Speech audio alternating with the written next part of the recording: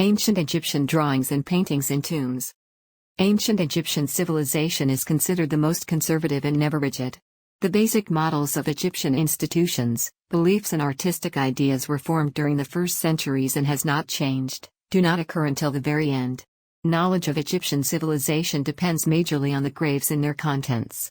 The Egyptian concept is that each person must have a happy life after death, which leads to the vast repertoire of funerary paintings and countless graves in the pyramids. Early development of the art forms can be seen in a fragment of the mural Acropolis with human and animal figures normalized and big white ships. The Old Kingdom developed much further in this area, trying to create a replica of the daily life of a man who lives for his soul, Ka. Hunting the hippopotamus at the tomb of T at Saqqara is a perfect example because of its landscape setting. Representation of all the deceased tomb paintings of the ancient kingdom was passive and static, as a spectator of the action around him. It could be a subtle way of transporting the death of the body, but the continuation of the living soul. Middle Empire relaxation of standards can be seen in the paintings of the tombs of the princes of Beni Hassan, carved into the rock. A good example is the fresco feeding oryx, the rock-cut tomb of Khnum-Hotep, where the painter has experienced the effects of shortening in space. Best of all tomb paintings are derived from the New Kingdom. The formulas of projecting an image on a continuous flat surface, but there are more naturalistic in the figures. The figure of the deceased is not static, but more involved in the whole action, and it is also brought to scale.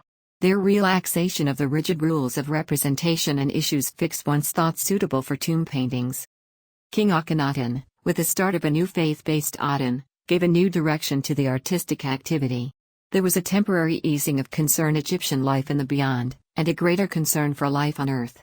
He grew up in a different way, more naturalistic representation of the human figure. Survival Amarna style, like this art has been called, is seen in the tomb of Tutankhamun. The paintings on the panels of a gold chest portray the king's mission to define themselves as the imperial conqueror. The chest represents the king as a hunter and a warrior, a proclamation double his royal power. While at times of Tutankhamun, the Amarna style had almost disappeared, some features were still persistent practiced, but after the pharaohs Akhenaten restored the worship of Amun, and returned to the old way of art. Illustrated papyrus rolls have become essential equipment to do everything right. Graves.